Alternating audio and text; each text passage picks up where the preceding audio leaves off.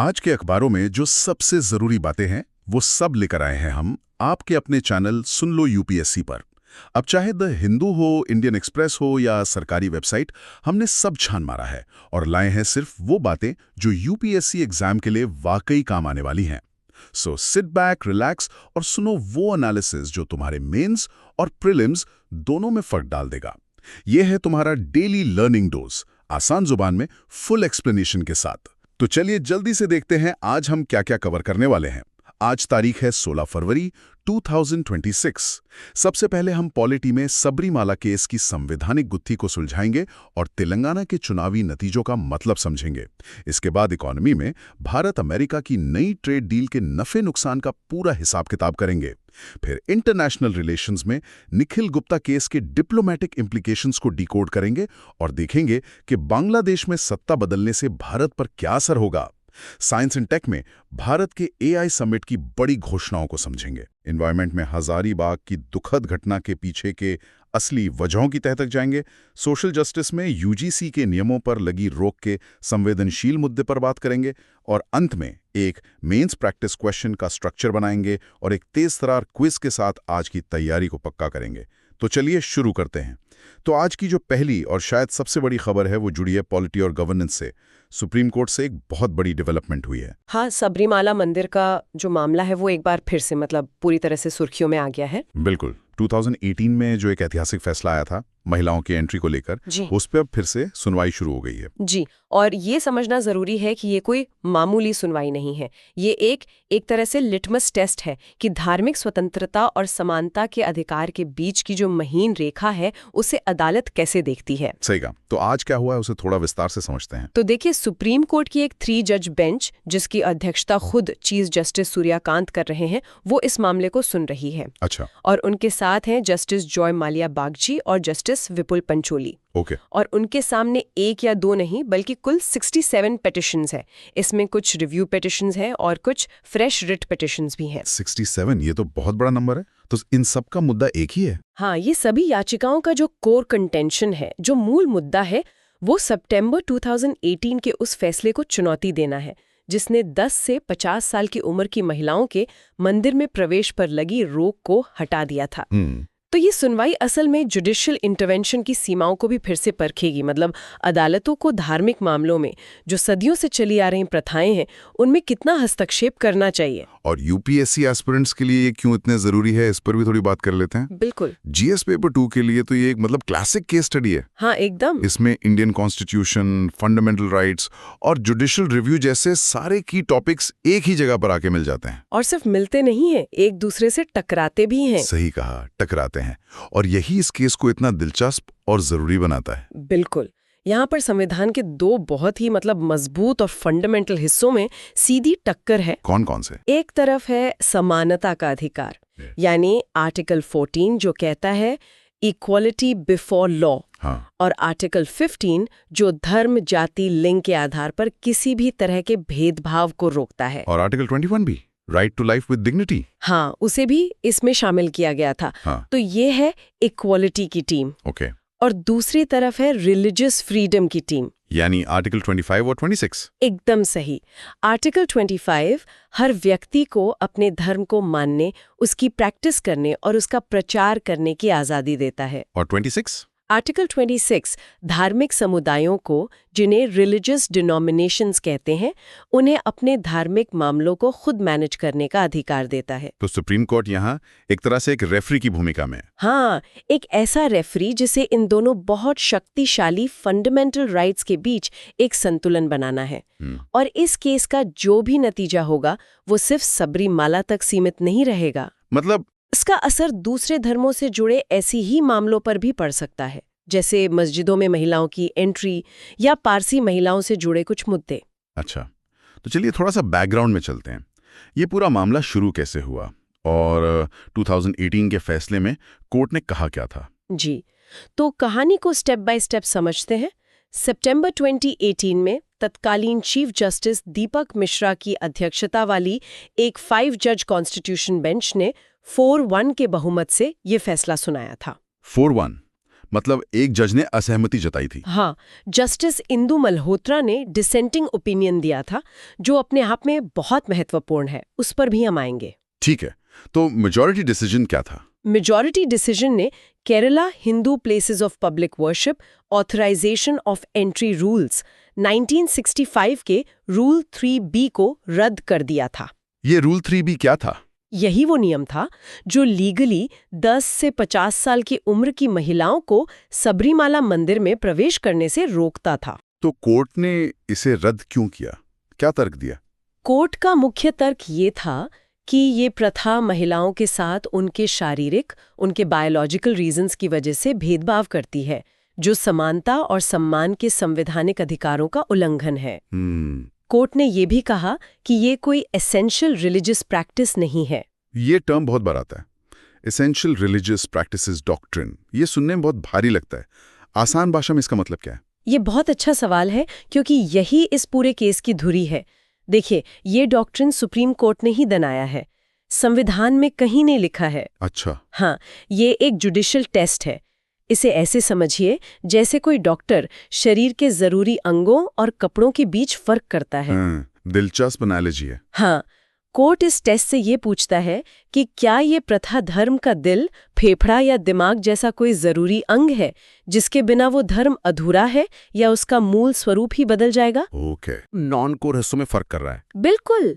और अदालत कहती है कि वो सिर्फ उन जरूरी अंगों यानी एसेंशियल प्रैक्टिसेस को ही आर्टिकल 25 के तहत संवैधानिक सुरक्षा देगी। जो प्रथाएं गैर जरूरी हैं, उन पर संसद या विधानसभा कानून बना सकती है। तो 2018 में कोर्ट ने कहा कि महिलाओं को रोकना एसेंशियल प्रैक्टिस नहीं है। जी, उन्होंने कहा कि हिंदू धर्म इतना व्यापक है कि एक मंदिर की इस प्रथा को उसका अभिन्न अंग नहीं माना जा सकता। समझ गया। अब एक और सिद्धांत है जिसका जिक्र आपने किया था, कॉन्स्टिट्यूशनल मोरालिटी। केस का मतलब यह है कि संविधान की भी अपनी एक नैतिकता है जो शायद पारंपरिक या सामाजिक नैतिकता से अलग हो। एकदम सही पकड़ा।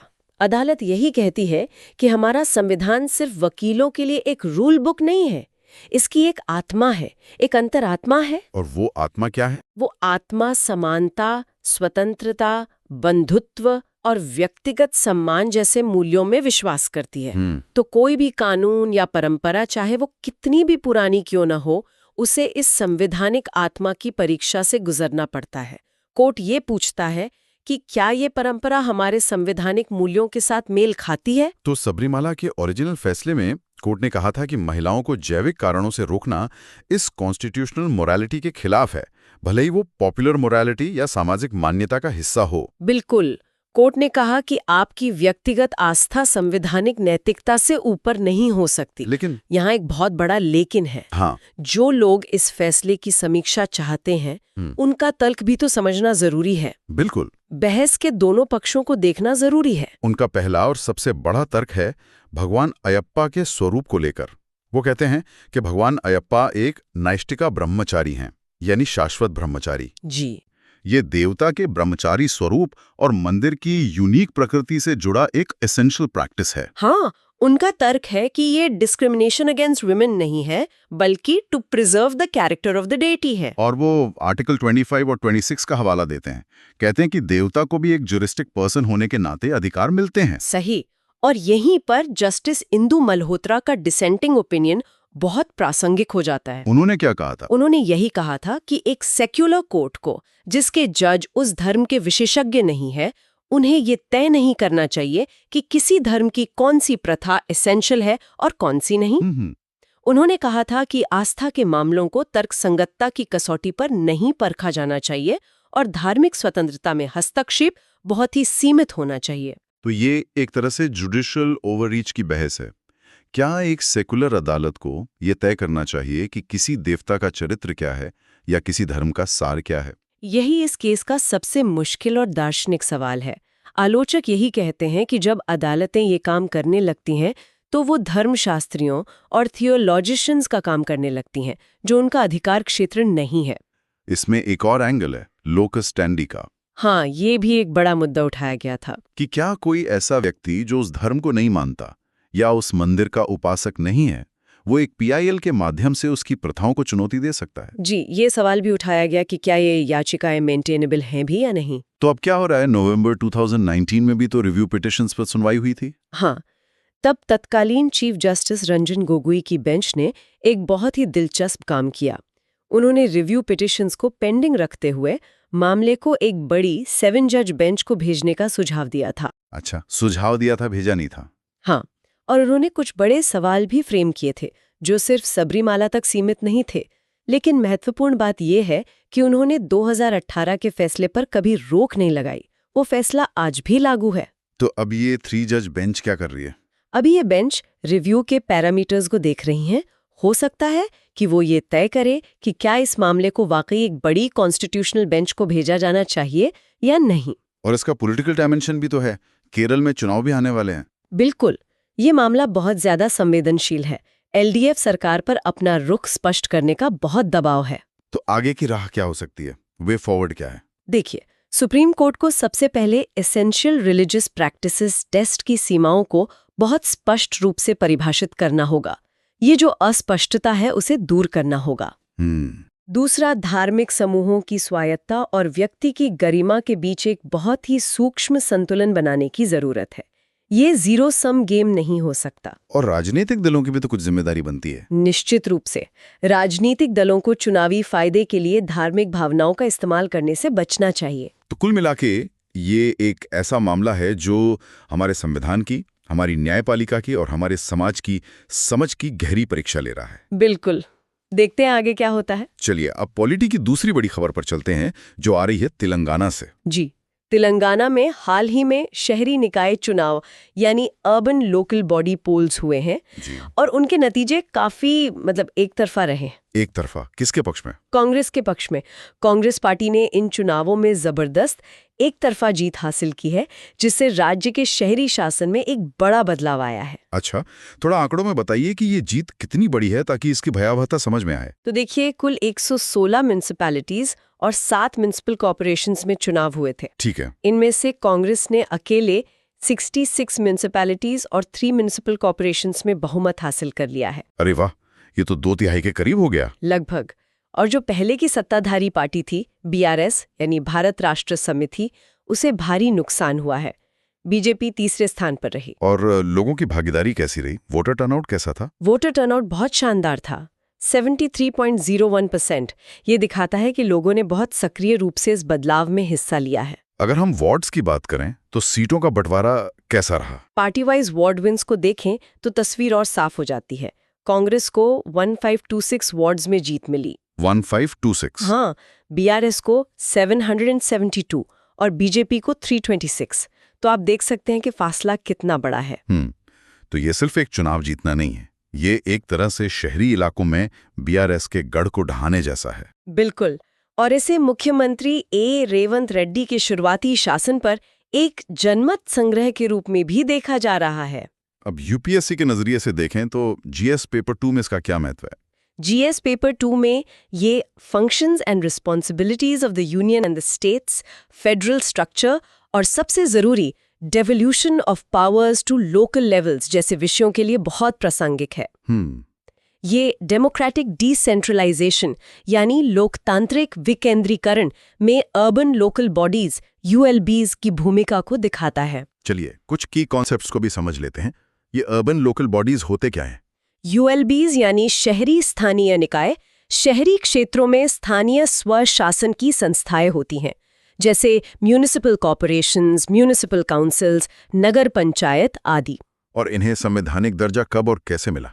इन्हें संवैधानिक दर्जा मिला 74th कॉन्स्टिट्यूशनल अमेंडमेंट एक्ट 1992 के जरिए। अच्छा, 74th अमेंडमेंट। जी, इस कानून ने नगर पालिकाओं को संवैधानिक स्टेटस दिया, उनके लिए नियमित चुनाव अनिवार्य किए और राज्यों के लिए ये जरूरी बनाया कि वो उन्हें शक्तियां और फंड्स हस्तांतरित करें। और इनके चुनाव कौन करवाता है? Election commission of India? नहीं, इनके चुनाव कराने की जिम्मेदारी स्टेट इलेक्शन कमीशन की होती है। अच्छा। ये एक स्वतंत्र संवैधानिक निकाय है जो सिर्फ पंचायतों और नगर पालिकाओं के चुनाव के लिए जिम्मेदार है। ठीक है, ये तो हुई कॉन्सेप्ट्स की बात। अब इसके मेंस के लिए एनालिसिस पर आते हैं। इसका राजनीतिक और प्रशासनिक मतलब क्या है? देखिए, राजनीतिक तौर पर तो ये बीआरएस के शहरी गढ़ में सत्ता का एक बहुत बड़ा हस्तांतरण है। लेकिन प्रशासनिक नजरिए से अब राज्य और ज्यादातर नगर पालिकाओं में दोनों जगह एक ही पार्टी की सरकार है। ये विकास के लिए अच्छा है या इसमें कोई खतरा भी है? इसके दोनों पहलू हैं। एक तरफ जब राज्य और स्थानीय स्तर पर एक ही पार्टी होती है तो तालमेल अच्छा होता है। मतलब काम तेजी से हो सकते हैं। हाँ, शहरी विकास की योजनाओं जैसे वेस्ट मैनेजमेंट, अर्बन फ्लडिंग या पब्लिक ट्रांसपोर्ट के प्रोजेक्ट्स को तेजी से लागू किया जा सकता है। फंड्स मिलने में भी आसानी होती है। लेकिन इसका दूसरा पहलू क्या है? दूसरा पहलू यह है कि स्थानीय स्तर पर विपक्ष की भूमिका बहुत कमजोर हो जाती है और लोकतंत्र में चेक्स एंड बैलेंसेस के लिए एक मजबूत विपक्ष बहुत जरूरी है। मतलब सत्ता के केंद्रीकरण का खतरा बढ़ जाता है। बिल्कुल। इससे स्थानीय पार्षदों की स्वायत्तता कम हो सकती है और फैसले ऊपर से थोपे जा सकते हैं जो लोकल सेल्फ गवर्नेंस की भावना के खिलाफ है। तो यहाँ भी जैसा सबरीमाला मामले में था, संतुलन का ही सवाल है, विकास की गति और लोकतंत्र की जवाबदेही के बीच। एकदम। तो आगे की राह क्या होनी चाहिए? आगे की राह ये है कि जो नए यूएलबीज बने हैं उन्हें अपनी वित्तीय स्वायत्तता, फाइनेंशियल ऑटोनॉमी बढ़ानी होगी। सिर्फ राज्य सरकार के फंड्स पर निर्भर नहीं रहना होगा। जैसे प्रॉपर्टी टैक्स कलेक्शन सुधारना। हाँ, प्रॉपर्टी टैक्स, यूजर चार्जेस, इन सब के जरिए अपने रेवेन्यू सोर्सेस को मजबूत करना होगा। और राज्य सरकार की क्या जिम्मेदारी है? राज्य सरकार को स्टेट फाइनेंस कमीशन की सिफारिशों के अनुसार समय पर फंड्स, फंक्शंस और फंक्शनरीज का हस्तांतरण सुनिश्चित करना चाहिए। 3Fs। जी। और विपक्ष को भी परिषदों के भीतर एक रचनात्मक, कंस्ट्रक्टिव भूमिका निभानी चाहिए। चलिए, ये जो स्थानीय शासन में शक्ति संतुलन की बात है, यही बड़े पैमाने पर हमें अंतर्राष्ट्रीय मंच पर भी देखने को मिल रही है, खासकर भारत की आर्थिक नीतियों में। बिल्कुल। और इसी से हम अपनी अगली बड़ी खबर पर आते हैं जो इकोनॉमी से जुड़ी है। भारत और अमेरिका के बीच एक अंतरिम व्यापार सौदा हुआ है। जी। और प्रधानमंत्री नरेंद्र मोदी ने इस पर एक बहुत महत्वपूर्ण बयान दिया है। उन्होंने कहा है कि भारत ने ये समझौता पोजीशन ऑफ स्ट्रेंथ से किया है और इस स्ट्रेंथ का आधार हमारी मैक्रो इकोनॉमिक स्टेबिलिटी है। पोजीशन ऑफ स्ट्रेंथ, ये एक बहुत बड़ा बयान है। पारंपरिक रूप से तो भारत व्यापार वार्ताओं में हमेशा एक रक्षात्मक, डिफेंसिव रुख अपनाता था। बिल्कुल, खासकर अपने कृषि क्षेत्र को बचाने के लिए। लेकिन अब 2047 तक $35 ट्रिलियन की इकोनॉमी बनने के लक्ष्य के लिए भारत को ग्लोबल वैल्यू चेन्स में एकीकृत होना ही पड़ेगा। ये उसी बदली हुई सोच का नतीजा है। तो इस डील में है क्या? What's in the deal? ये एक अंतरिम व्यापार समझौता है जिसे अर्ली हार्वेस्ट स्कीम भी कहते हैं। मतलब ये पूरा फ्री ट्रेड एग्रीमेंट नहीं है? नहीं, ये फुल एफटीए से पहले का एक कदम है जिसमें दो देश कुछ चुनिंदा चीजों पर टैरिफ कम करने पर सहमत होते हैं। तो इसमें भारत क्या दे रहा है और उसे क्या मिल रहा है? भारत अमेरिका के कई कृषि और औद्योगिक उत्पादों पर टैरिफ्स यानी आयात शुल्क कम करेगा या हटाएगा। और बदले में भारत के मैन्युफैक्चरिंग एक्सपोर्ट्स जैसे टेक्सटाइल्स, अपैरल, लेदर, फुटवेयर और ऑर्गेनिक केमिकल्स को अमेरिकी बाजार में ज्यादा पहुंच मिलेगी। इन पर अमेरिकी टैरिफ घटकर 18% हो गया है। ये तो अच्छी बात है। और क्या है इस डील में? डील का एक और बहुत बड़ा हिस्सा है, भारत ने अगले 5 वर्षों में अमेरिका से $500 बिलियन से अधिक के ऊर्जा और प्रौद्योगिकी उत्पाद खरीदने की प्रतिबद्धता जताई है। $500 अरब? ये तो बहुत बड़ी रकम है। जी, ये सिर्फ एक व्यापारिक सौदा नहीं, एक रणनीतिक कदम भी है। अब यूपीएससी के नजरिए से ये जीएस पेपर 2 और 3 दोनों के लिए महत्वपूर्ण है। हाँ, जीएस पेपर 2 में बायलैटरल अग्रीमेंट्स इन्वॉल्विंग इंडिया और जीएस पेपर 3 में इंडियन इकोनॉमी और एग्रीकल्चर के लिए। तो चलिए, इस डील का जो सबसे विवादास्पद पहलू है यानी कृषि, उस पर आते हैं। जी। इस डील का भारतीय कृषि पर दोहरा असर पड़ रहा है। कौन फायदे में है और कौन नुकसान में, इसे आसान भाषा में समझाइए। देखिए, इस डील का सबसे बड़ा और सीधा फायदा होगा एनिमल हस्बेंड्री सेक्टर को, यानी पशुपालन, डेयरी और मत्स्य पालन से जुड़े किसानों को। वो कैसे? ये सेक्टर 7.2% की बहुत अच्छी दर से बढ़ रहा है। अमेरिका से अब डिस्टिलर्स ड्राइड ग्रेन्स विद सॉल्युबल्स यानी DDGS भारत आएगा। ये DDGS क्या होता है? जब एथेनॉल बनाया जाता है तो उस प्रक्रिया का ये एक को प्रोडक्ट है। ये पशु आहार के लिए प्रोटीन का एक बहुत ही सस्ता और अच्छा स्रोत है। तो इसके आने से क्या होगा? जब अमेरिका से सस्ता और बेहतर DDGS और रेड सोर्गम का आयात होगा तो हमारे पशुपालकों को सस्ता चारा मिलेगा। इससे उनकी लागत कम होगी और उनकी आमदनी बढ़ेगी। और ये एक इक्विटी एडवांटेज भी है ना, क्योंकि पशुपालन अक्सर छोटे और सीमांत किसान करते हैं। बिल्कुल, ये उनकी आय का एक बहुत बड़ा सहायक स्रोत है, तो ये उनके लिए बहुत अच्छी खबर है। लेकिन रुकिए, हर सिक्के का दूसरा पहलू भी होता है। अगर पशुपालक खुश हैं तो क्या कोई किसान नाराज भी है? आपने बिल्कुल सही नब्ज पकड़ी है। क्या हम एक समस्या को सुलझाने के लिए दूसरी खड़ी कर रहे हैं? यही इस डील की सबसे बड़ी आलोचना है। इसका नकारात्मक असर पड़ने की आशंका है फील्ड क्रॉप सेक्टर पर, यानी जो किसान मक्का, कॉर्न और सोयाबीन जैसी फसलें उगाते हैं। उन पर क्यों? क्योंकि ये सेक्टर पहले से ही संघर्ष कर रहा है, सिर्फ 2.8% की दर से बढ़ रहा है। और समस्या ये है कि भारत में मक्का और सोयाबीन की पैदावार यानी यील्ड अमेरिका की तुलना में 1/3 या उससे भी कम है। अच्छा। और उससे भी बड़ी बात यह है कि अमेरिकी किसानों को उनकी सरकार से भारी सब्सिडी मिलती है, जिससे उनकी उत्पादन लागत बहुत कम हो जाती है। तो जब वो सस्ता सब्सिडी वाला मक्का और सोयाबीन भारत के बाजार में आएगा, तो हमारे किसान उनसे प्रतिस्पर्धा नहीं कर पाएंगे। आलोचकों का कहना है कि इससे मक्का और सोयाबीन उगाने वाले राज्यों में एक बड़ा कृषि संकट पैदा हो सकता है। तो असल में ये एक रणनीतिक चुनाव है। सरकार शायद ज्यादा तेजी से बढ़ रहे पशुपालन सेक्टर पर दांव लगा रही है, भले ही इसके लिए परंपरागत कम उपज वाली फसलों के किसानों के हितों की कुछ कुर्बानी देनी पड़े। आप इसे एक सोचा समझा जोखिम कह सकते हैं। सरकार का मानना है कि ओवरऑल इकोनॉमिक बेनिफिट ज्यादा है। और वो जो $500 बिलियन की खरीद की बात है, उसका क्या जियोपॉलिटिकल एंगल है? उसका एंगल ये है कि इससे द्विपक्षीय व्यापार घाटा, जो अमेरिका के पक्ष में है, वो संतुलित होगा। और दूसरा, ये भारत के लिए अपने इंफ्रास्ट्रक्चर को मॉडर्नाइज करने का एक स्ट्रेटेजिक तरीका है। मतलब इन पैसों से भारत ऊर्जा जैसे LNG, विमान के पुर्जे और सबसे जरूरी एडवांस टेक्नोलॉजी जैसे GPUs और सेमीकंडक्टर्स हासिल कर रहा है, जो विकसित भारत के लक्ष्य के लिए बहुत जरूरी हैं। तो प्रधानमंत्री जब ये कहते हैं कि आधुनिक FTAs का ध्यान सिर्फ व्यापार के आंकड़े बढ़ाने पर नहीं, बल्कि सर्विसेज इंटीग्रेशन और लेबर इंटेंसिव एक्सपोर्ट्स को बढ़ावा देने पर है, तो उनका यही मतलब होता है? बिल्कुल। तो इस स्थिति में वे फॉरवर्ड क्या है? सरकार को क्या कदम उठाने चाहिए? 3 मुख्य कदम उठाने होंगे। पहला, एग्रोनॉमिक यील्ड इंप्रूवमेंट। भारत को R&D में निवेश करके तिलहन और मक्का की प्रति हेक्टेयर उपज बढ़ानी होगी, ताकि हम कंपेटिटिव बन सकें। जी। दूसरा, टारगेटेड सेफ्टी नेट्स। जो किसान इस डील से प्रभावित हो सकते हैं, उनके लिए डायरेक्ट इनकम सपोर्ट या भावांतर भुगतान योजना जैसी योजनाएं लागू करनी होंगी। और तीसरा, leveraging technology transfers. Commerce ministry को यह सुनिश्चित करना होगा कि ये जो $500 बिलियन की खरीद हो रही है, इसे सिर्फ सामान न आए, बल्कि सेमीकंडक्टर और एविएशन जैसे क्षेत्रों में टेक्नोलॉजी ट्रांसफर भी हो। बहुत व्यापक विश्लेषण। चलिए, अब अर्थव्यवस्था की दुनिया से निकलकर अंतर्राष्ट्रीय संबंधों की दुनिया में चलते हैं। जी। एक बहुत बड़ी और संवेदनशील खबर आ रही है अमेरिका के मैनहट्टन से। हाँ, भारतीय नागरिक निखिल गुप्ता ने एक अमेरिकी अदालत में अपना गुनाह कबूल कर लिया है। किस मामले में?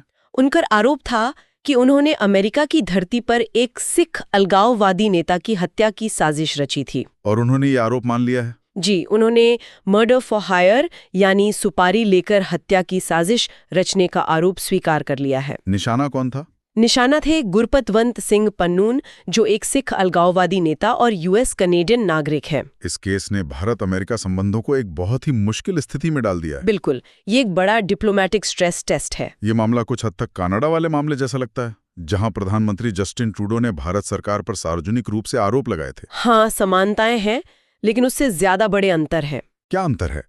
यहाँ अमेरिका और भारत के बीच का डिप्लोमेटिक रिएक्शन काफी अलग रहा है। ऐसा क्यों? यही इस मामले का सबसे दिलचस्प और महत्वपूर्ण पहलू है।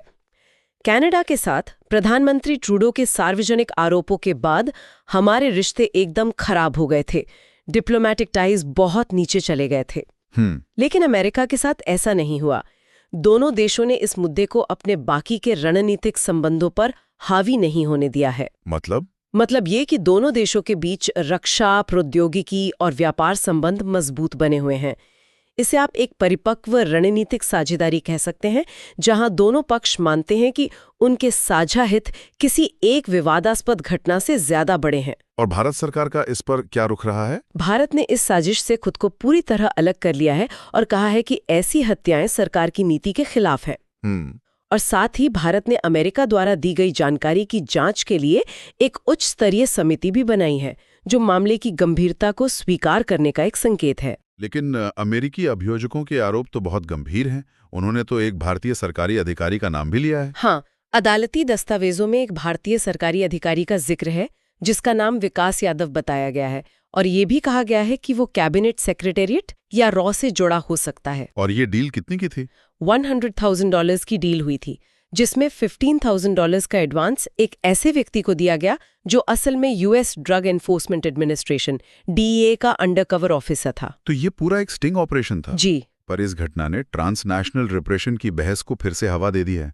ये टर्म क्या है? ट्रांसनेशनल रिप्रेशन का मतलब है जब कोई देश अपनी सीमाओं के पार जाकर दूसरे देश में अपने असंतुष्टों, पत्रकारों या प्रवासी समुदाय के सदस्यों को डराता, धमकाता या उन्हें नुकसान पहुंचाता है। और भारत पर ऐसे आरोप लग रहे हैं के भारी खुफिया ऑपरेशंस में जवाबदेही और प्रोटोकॉल पर भी सवाल उठते हैं। लेकिन भारत का भी तो अपना एक पक्ष है इस मामले में। बिल्कुल है, और वो भी बहुत मजबूत है।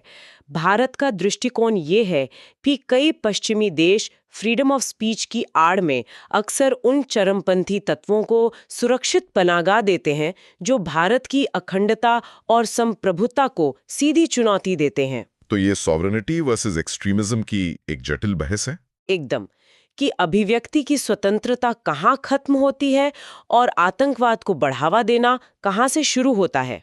तो इस मामले में आगे की राह क्या होनी चाहिए? भारत को म्यूचुअल लीगल असिस्टेंस ट्रीटीज यानी MLATs और एक्स्ट्राडिशन ट्रीटीज का और ज्यादा आक्रामक तरीके से उपयोग करना चाहिए, ताकि आतंकवाद के आरोपियों को कानूनी प्रक्रिया के तहत भारत लाया जा सके। और जो आंतरिक जांच समिति बनी है उसका क्या? उस समिति के निष्कर्षों को सहयोगी देशों के साथ साझा किया जाना चाहिए, ताकि विश्वास बहाल हो सके और पारदर्शिता बनी रहे। अब पड़ोस में चलते हैं। हमारे एक और महत्वपूर्ण पड़ोसी देश बांग्लादेश में एक बड़ा राजनीतिक बदलाव हो रहा है। जी, लगभग 2 दशकों के बाद वहां सत्ता परिवर्तन हो रहा है। कौन आ रहा है सत्ता में? बांग्लादेश नेशनलिस्ट पार्टी BNP की सत्ता में वापसी हो रही है, और उनके अध्यक्ष तारिक रहमान फरवरी 17, 2026 को प्रधानमंत्री के रूप में शपथ लेंगे। भारत के लिए इसकी क्या मायने हैं? क्योंकि परंपरागत रूप से तो BNP का रुख भारत को लेकर थोड़ा अलग रहा है। हाँ, ये दक्षिण एशिया की जियोपॉलिटिक्स में एक बड़ा बदलाव है। परंपरागत रूप से BNP का संबंध भारत के साथ अवामी लीग की तुलना में अधिक जटिल रहा है। लेकिन इस बार नई सरकार ने भारत के साथ रचनात्मक रूप से जुड़ने की इच्छा व्यक्त की है। और भारत की तरफ से कौन जा रहा है शपथ ग्रहण समारोह में? प्रधानमंत्री मोदी नहीं जा रहे हैं, उनकी जगह लोकसभा अध्यक्ष ओम बिरला भारत का प्रतिनिधित्व करेंगे। ये भी एक डिप्लोमैटिक सिग्नल है। बिल्कुल, ये एक बहुत सधा हुआ प्रैग्मैटिक डिप्लोमैटिक अप्रोच है। ये दिखाता है कि भारत बांग्लादेश के जनादेश का सम्मान करता है और नई राजनीतिक वास्तविकताओं को सावधानी से संभालने का इरादा रखता है, ताकि सीमा सुरक्षा, नदी जल बंटवारे और व्यापार जैसे महत्वपूर्ण मुद्दों पर सहयोग बना रहे। चलिए अब रुक करते हैं एनवायरनमेंट एंड डिजास्टर मैनेजमेंट की एक बेहद दुखद और चिंताजनक खबर की ओर। जी, झारखंड के हजारीबाग जिले से एक बहुत ही दर्दनाक घटना सामने आई है। मानव हाथी संघर्ष में 6 लोगों की जान चली गई। हाँ, हजारीबाग के गोंडवार गांव में हाथियों के एक झुंड ने एक घर पर हमला कर दिया, जिसमें 6 लोगों की मौत हो गई और उनमें 2 बच्चे भी शामिल थे। बहुत ही दुखद। झुंड में कितने हाथी थे? 5 हाथियों का झुंड था। उन्होंने एक ऐसे घर पर हमला किया जहां धान रखा हुआ था, जो शायद उन्हें आकर्षित कर गया। वन अधिकारियों का क्या कहना है? उनका मानना है कि झुंड का कोई नर हाथी मस्त की स्थिति में हो सकता है, जिससे वे अत्यधिक आक्रामक हो जाते हैं। ये मस्त क्या होता है? मस्त नर एशियाई हाथियों में एक प्राकृतिक आवधिक स्थिति है। इस दौरान उनके रिप्रोडक्टिव हार्मोन्स का स्तर, खासकर टेस्टोस्टेरोन, सामान्य से 60 गुना तक बढ़ सकता है। 60 गुना? हाँ, इससे वे बेहद आक्रामक, बेचैन और अप्रत्याशित हो जाते हैं। लेकिन क्या इस घटना को सिर्फ एक आक्रामक हाथी का हमला मान लेना सही है, या इसके पीछे कोई गहरी प्रणालीगत वजह है? यही सबसे जरूरी सवाल है।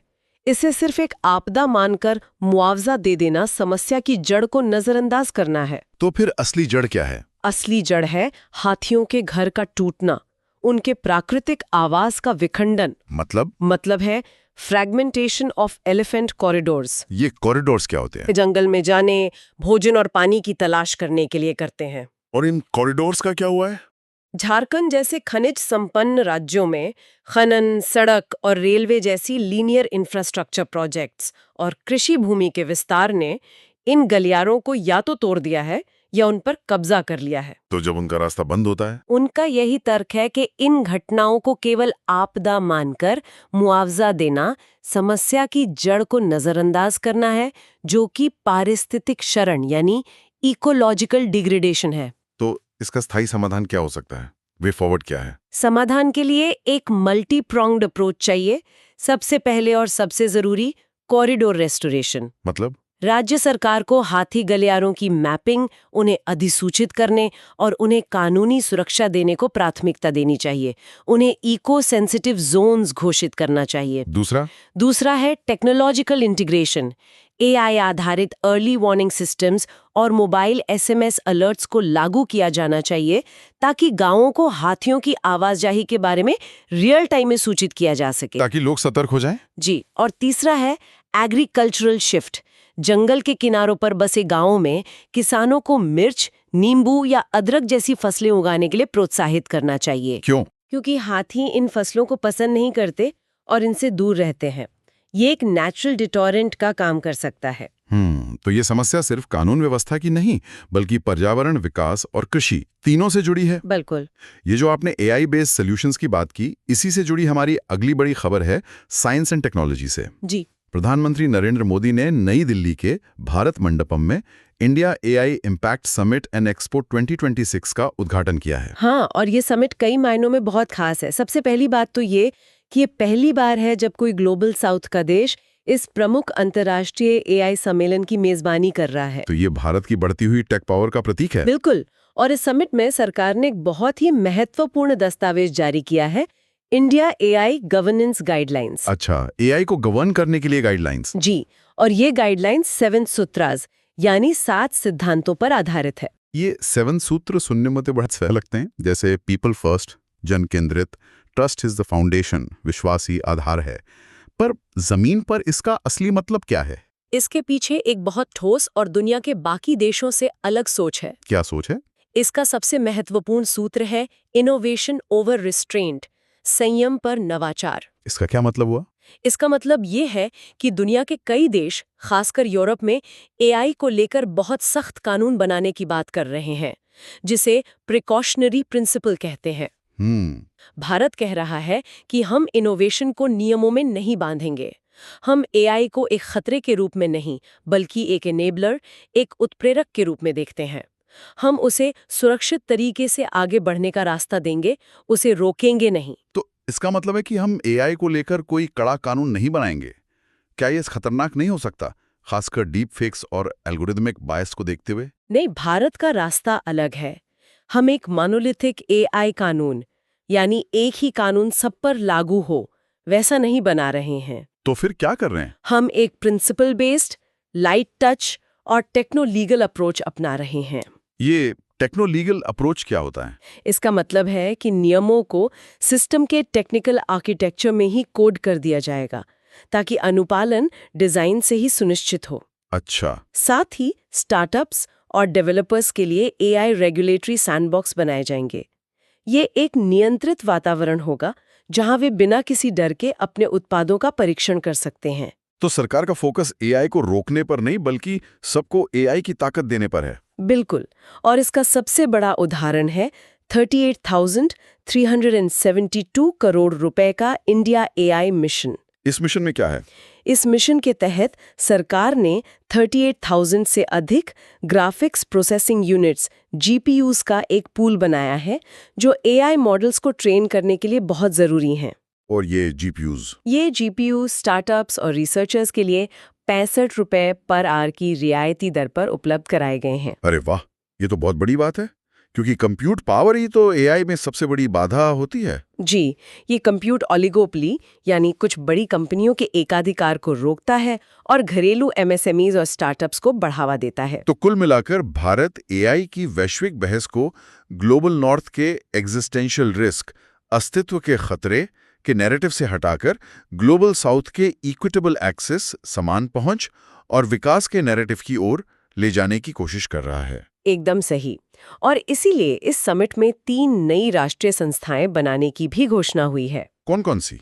AI governance group AIG, technology and policy expert committee TPEC और सबसे महत्वपूर्ण AI सेफ्टी इंस्टीट्यूट ASI। ये AI सेफ्टी इंस्टीट्यूट क्या करेगा? ये इंस्टीट्यूट AI मॉडल्स की सेफ्टी, एथिक्स और परफॉर्मेंस को बेंचमार्क और सर्टिफाई करेगा। अच्छा। और इसी समिट में एक गिनेस वर्ल्ड रिकॉर्ड बनाने का भी प्रयास किया गया। Most pledges received for an AI responsibility campaign in 24 hours. ये दिखाता है कि भारत AI को सिर्फ टेक्नोलॉजी नहीं बल्कि एक सामाजिक आंदोलन बनाना चाहता है। बिल्कुल। और इसी कड़ी में बिल गेट्स का आंध्र प्रदेश का दौरा भी बहुत महत्वपूर्ण है। हाँ, उन्होंने मुख्यमंत्री N चंद्रबाबू नायडू से मुलाकात की। जी, और ये दौरा दिखाता है कि AI का इस्तेमाल सिर्फ बड़ी कॉरपोरेट कंपनियों के लिए नहीं है। मतलब? ये पैरा डिप्लोमेसी का एक उदाहरण है, जहां राज्य सरकारें सीधे वैश्विक नेताओं से जुड़ती हैं।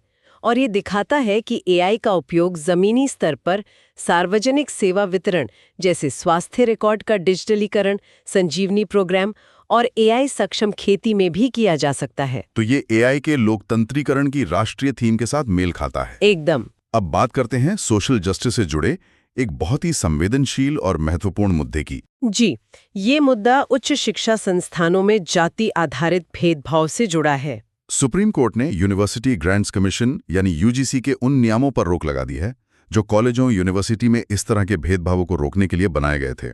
जी, ये एक बहुत बड़ा झटका है।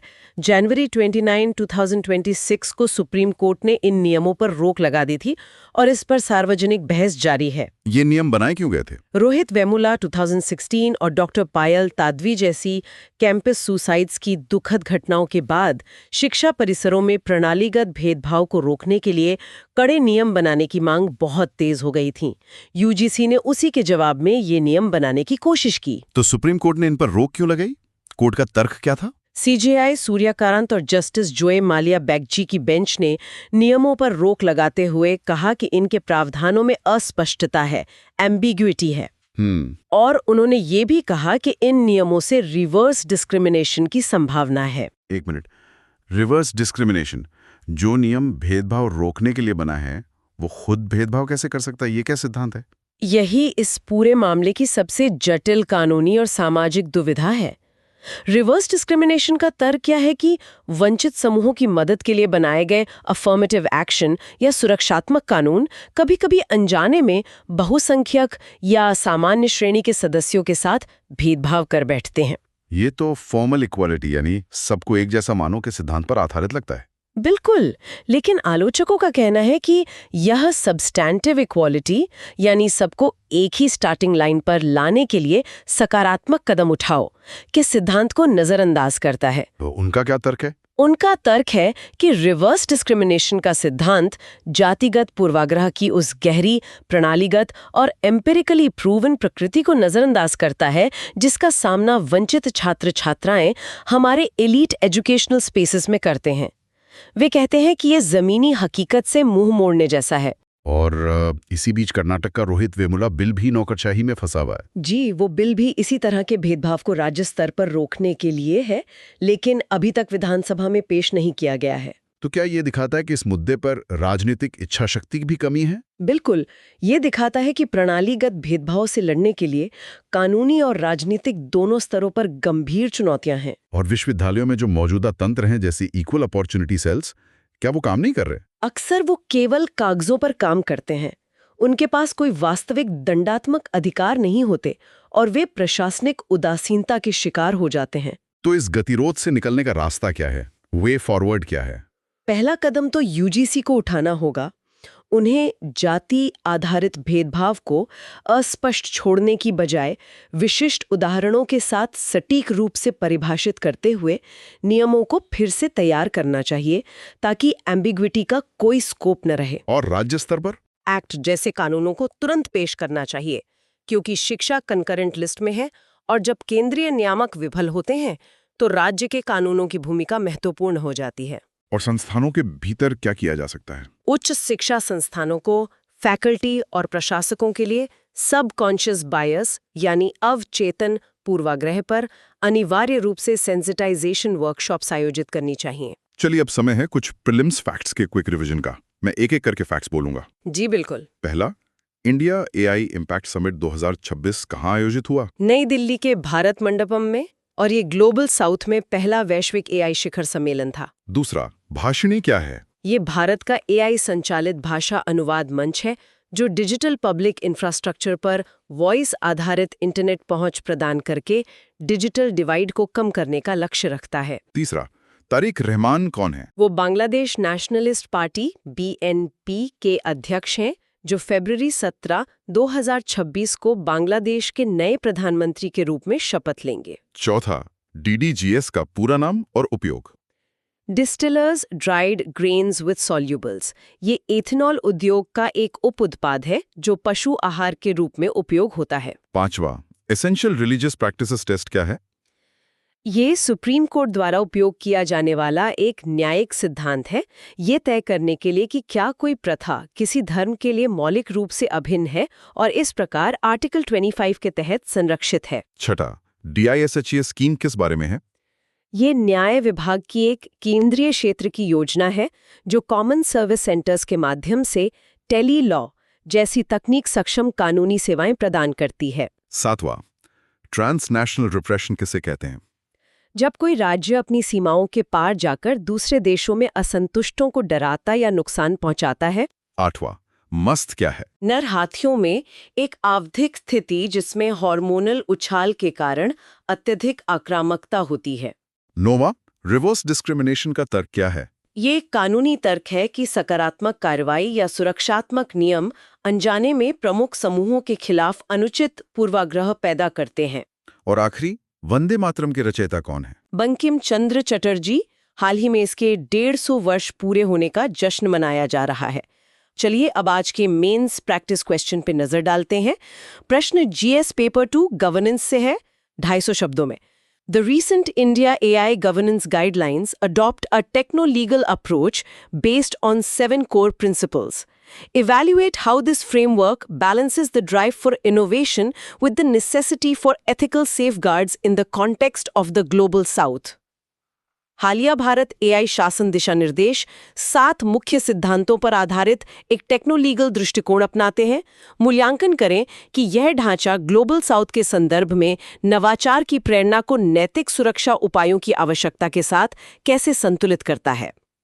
ये एक बहुत ही अच्छा और प्रासंगिक सवाल है। तो सोचिए, अगर ये सवाल मेंस में आ गया तो इसे अटैक कैसे करना है? इसका स्ट्रक्चर क्या होना चाहिए? बिल्कुल। तो सबसे पहले इंट्रोडक्शन। परिचय में हम क्या लिखेंगे? आप 2026 AI इम्पैक्ट समिट में लॉन्च की गई इंडिया AI गवर्नेंस गाइडलाइंस को परिभाषित करेंगे और इसके मुख्य दर्शन का उल्लेख करेंगे कि ये सख्त नियामक सावधानी से हटकर प्रोएक्टिव सेफ इनेबलमेंट की ओर बढ़ने का एक प्रयास है। ठीक है, कॉन्टेक्स्ट सेट हो गया। अब बॉडी में क्या आएगा? बॉडी को आप 3 डायमेंशंस में तोड़ सकते हैं। पहला डायमेंशन? डायमेंशन 1 होगा नवाचार को बढ़ावा देना। यहाँ आप इनोवेशन ओवर रिस्ट्रेंट के सिद्धांत की व्याख्या करेंगे और उदाहरण देंगे कंप्यूटिंग के लोकतंत्रीकरण का, यानी वो 38 के सब्सिडाइज्ड GPUs और स्टार्टअप्स के लिए रेगुलेटरी सैंडबॉक्सेस का। ठीक है, दूसरा डायमेंशन? डायमेंशन 2 होगा नैतिक सुरक्षा उपाय। यहाँ आप फेयरनेस और इक्विटी और अकाउंटेबिलिटी के सिद्धांतों का विवरण देंगे। AI सेफ्टी इंस्टीट्यूट की स्थापना का उल्लेख करेंगे और डीप फेक से लड़ने के लिए सिंथेटिक कंटेंट की अनिवार्य लेबलिंग की बात करेंगे। और तीसरा और सबसे महत्वपूर्ण डायमेंशन? डायमेंशन 3 होगा ग्लोबल साउथ संदर्भ। यहाँ आप चर्चा करेंगे कि कैसे भारत AI को डिजिटल पब्लिक इंफ्रास्ट्रक्चर जैसे भाषिणी के साथ एकीकृत कर रहा है, जो भाषा और पहुंच जैसी अद्वितीय विकासात्मक चुनौतियों का समाधान करता है। और ये ग्लोबल नॉर्थ के केवल अस्तित्व के जोखिम पर ध्यान केंद्रित करने के दृष्टिकोण के विपरीत है। बहुत बढ़िया। और कंक्लूजन में? कंक्लूजन में आप ये निष्कर्ष निकालेंगे कि भारत का ये ढांचा उसे एक वैश्विक मानक निर्माता के रूप में स्थापित करता है और ये सुनिश्चित करता है कि AI विकसित भारत 2047 के दृष्टिकोण के तहत समावेशी विकास को चलाने वाला एक सार्वजनिक अच्छा, एक पब्लिक गुड बना रहे। अब समय है आज की लर्निंग को टेस्ट करने का, एक क्विक क्विज के साथ। तैयार हैं? जी बिल्कुल। Q1 2026 में जारी इंडिया AI गवर्नेंस गाइडलाइंस के संबंध में निम्नलिखित कथनों पर विचार करें। 1. ये तैनाती से पहले सभी एआई नवाचारों पर सख्त पूर्व बाजार विधायी संयम अनिवार्य करता है। दूसरा, ये तकनीकी सत्यापन और बेंचमार्किंग के लिए एआई सेफ्टी इंस्टीट्यूट की स्थापना का प्रस्ताव करता है। तीसरा, ये डेटा जवाबदेही सुनिश्चित करने के लिए डीपीडीपी एक्ट 2023 जैसे मौजूदा ढांचे को एकीकृत करता है। ऊपर दिए गए कथनों में से कौन सा से सही है? ए. केवल 1 और 2, बी. केवल 2 और 3, सी. केवल 1 और 3, डी. 1, 2 और 3। इसका सही उत्तर है बी, केवल 2 और 3। क्यों? क्योंकि कथन एक गलत है। दिशा निर्देशों का मूल सिद्धांत ही इनोवेशन ओवर रिस्ट्रेंट है, ना कि सख्त संयम। कथन 2 और 3 बिल्कुल सही हैं। ठीक है। Q3 मस्त, जो हाल ही में मानव वन्य जीव संघर्ष के संदर्भ में खबरों में देखा गया है, क्या है? ए. मध्य भारत में हाथियों को पालतू बनाने की एक पारंपरिक विधि। बी. मानसून के मौसम के दौरान हाथियों द्वारा उपयोग किया जाने वाला एक प्रवासी गलियारा। सी. नर हाथियों में अत्यधिक आक्रामक व्यवहार और हार्मोनल उछाल की एक आवधिक स्थिति। डी. जंगली शाकाहारी जीवों की संज्ञानात्मक क्षमताओं को प्रभावित करने वाला एक वायरल रोग। इसका उत्तर तो सीधा है सी, नर हाथियों में अत्यधिक आक्रामक व्यवहार और हार्मोनल उछाल की एक आवधिक स्थिति। बिल्कुल सही। Q3 सबरीमाला मामले के न्यायिक इतिहास के संदर्भ में असेंशियल रिलीजियस प्रैक्टिसेस टेस्ट का उपयोग मुख्य रूप से सुप्रीम कोर्ट द्वारा संविधान के किस अनुच्छेद से संबंधित मामलों पर निर्णय लेने के लिए किया जाता है? A. Article 14, B. Article 21, C. Article 25, D. Article 29। इसका सही उत्तर है सी, आर्टिकल 25, क्योंकि ये सीधे तौर पर धर्म की स्वतंत्रता से जुड़ा है। वर्णन क्या है? ए. पेय उद्योग में उपयोग किया जाने वाला एक अत्यधिक संसाधित चीनी विकल्प। बी. इथेनॉल उत्पादन प्रक्रिया का एक उप उत्पाद जो प्रोटीन युक्त पशु आहार के रूप में उपयोग किया जाता है। सी. ग्राफिक्स प्रोसेसिंग यूनिट GPUs के निर्माण में उपयोग किया जाने वाला एक दुर्लभ पृथ्वी खनिज। डी. सोयाबीन की पैदावार बढ़ाने के लिए आयातित एक सिंथेटिक रासायनिक उर्वरक। इसका सही उत्तर है बी, हमने इस पर विस्तार से चर्चा की थी। और आखिरी सवाल Q5 दिशा स्कीम, जिसने हाल ही में जम्मू और कश्मीर में एक क्षेत्रीय कार्यशाला आयोजित की, मुख्य रूप से किस उद्देश्य के लिए एक पहल है? ए. गहरे समुद्र के मछुआरों के लिए उपग्रह आधारित नेविगेशन प्रदान करना। बी. प्रौद्योगिकी सक्षम कानूनी सेवाओं के माध्यम से न्याय तक समग्र पहुंच सुनिश्चित करना। सी. स्वास्थ्य में कृत्रिम बुद्धिमत्ता मॉडल के लिए एक केंद्रीकृत डेटाबेस बनाना। डी. अंतर्राष्ट्रीय दमन के पीड़ितों का पुनर्वास करना। इसका सही उत्तर है बी, प्रौद्योगिकी सक्षम कानूनी सेवाओं के माध्यम से न्याय तक समग्र पहुंच सुनिश्चित करना। तो आज की चर्चा की सबसे महत्वपूर्ण बातों को जल्दी से दोहराते हैं। जी। पहला, AI गवर्नेंस में भारत सख्त नियमों के बजाय इनोवेशन ओवर रिस्ट्रेंट के एक प्रगतिशील रास्ते पर चल रहा है ताकि AI का इस्तेमाल विकास के लिए हो सके। दूसरा, सबरीमाला की सुनवाई ने एक बार फिर व्यक्तिगत गरिमा यानी आर्टिकल 14 और धार्मिक स्वतंत्रता यानी आर्टिकल 25 के बीच के बेहद नाजुक संतुलन को सामने ला दिया है। तीसरा, इंडिया US ट्रेड डील एक रणनीतिक दाव है जो पशुपालन क्षेत्र को तो फायदा पहुंचाता है, लेकिन मक्का सोयाबीन किसानों के लिए एक नई चुनौती पेश करता है। चौथा, निखिल गुप्ता मामला दिखाता है कि भारत को अपनी विदेशी खुफिया कार्रवाइयों और पश्चिमी देशों के साथ अपने संबंधों में एक जटिल संतुलन साधना होगा। और पांचवा, सोशल जस्टिस के मोर्चे पर UGC के इक्विटी नियमों पर रोक और रोहित वेमुला अधिनियम में देरी उच्च शिक्षा में प्रणालीगत भेदभाव से निपटने के लिए कड़े और स्पष्ट कानूनों की तत्काल आवश्यकता को उजागर करती है। आज की मेहनत कल की कहानी बदल देगी। अगर ये सेशन अच्छा लगा तो लाइक, शेयर और कमेंट जरूर करो और सब्सक्राइब करो सुन लो UPSC को। 299 रुपये मेंबरशिप ज्वाइन करके एक्सक्लूसिव कंटेंट का एक्सेस लो।